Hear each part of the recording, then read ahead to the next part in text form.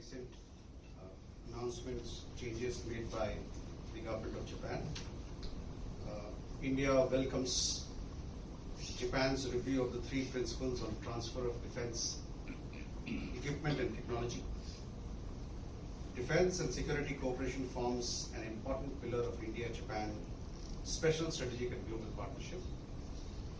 As part of the joint declaration on security cooperation between India and Japan, both sides have committed to increase practical cooperation in the interest of their national security and continued economic dynamism.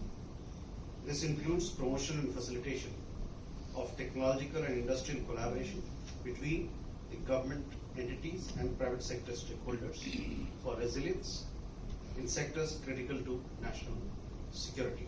So we welcome the steps that